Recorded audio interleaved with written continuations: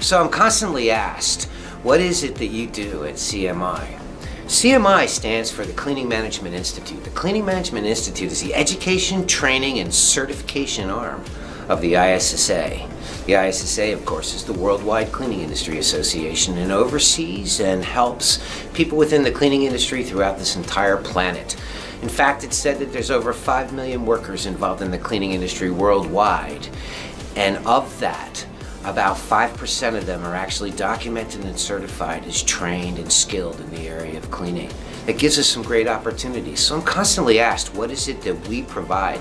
We provide two primary platforms. One would be a tactical platform and one would be a strategic platform. On the tactical end, that basically means, how do I clean? What's this all about? We offer a program that dives into the actual best practices of how to clean. In other words, who can't clean? Anybody can clean, anybody can be effective given enough time, but a professional needs to do it in a very efficient manner. So people are always very intrigued to know what is considered to be an industry standard, step-by-step sequence of what is considered to be the most efficient way to be effective. That's called a best practice.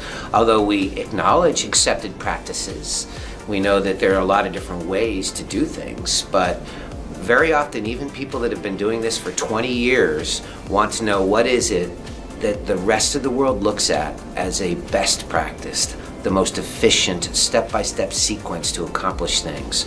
Beyond that, our program at the tactical end gets into other things that you would want a frontline worker to be skilled or knowledgeable in. One might be the existing standards of care.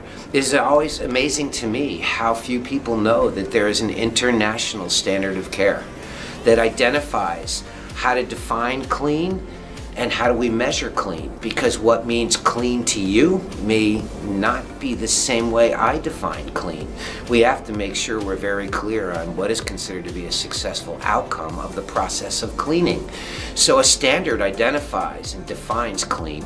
Where it also gets into is how to measure clean. Is it something I'm going to look at? Is it something I'm going to smell? Or am I going to use analytic equipment to identify existence of bacteria or viruses or whatever? So all of that is part of a standard, and wouldn't it be good to know that somebody's been trained on that end of it as well as best practices?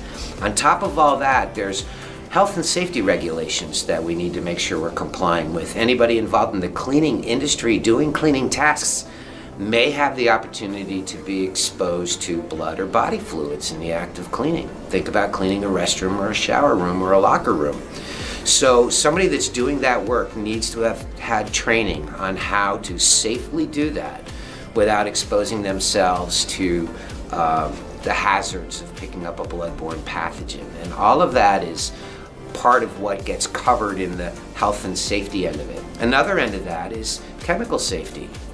I mean, obviously people involved in the cleaning industry are dealing with different types of cleaning chemicals.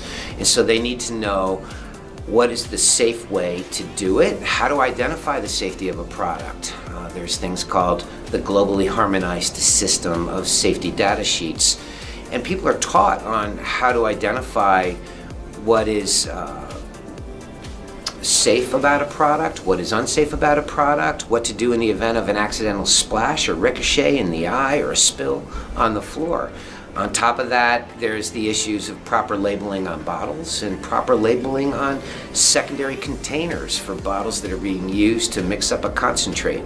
So you can see the value, I believe, of all that. Somebody that has got a high value property would really want to know that their frontline workers were not only trained on the best practices, the most efficient way to be effective, but also knew the health and safety regs and also knew the standard of care and how a successful outcome is defined. That's why that certification has got such great value, acknowledgement, and recognition on a worldwide level. There's 260,000 certified custodial technicians in the world of a workforce that's 5 million people.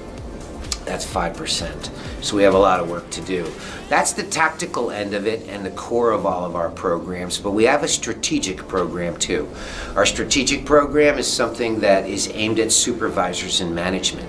And that gets into things like communication and leadership skills, workloading, staffing, productivity rate assessments, proper ways to do task inspections, the proper way to benchmark the level of cleanliness in a building through doing a cleanliness audit, proper way to look at purchasing with return on investment calculations and break-even points.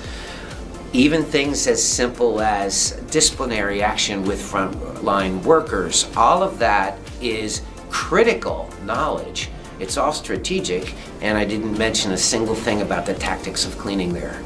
So that's our strategic program, and very, very valuable, one of the most powerful programs that we offer. So in general, we have both tactical and strategic programs, and it's our way of increasing the level of respect that is shown towards people within the cleaning industry, because it is a serious profession, and we're trying to change the way people view cleaning.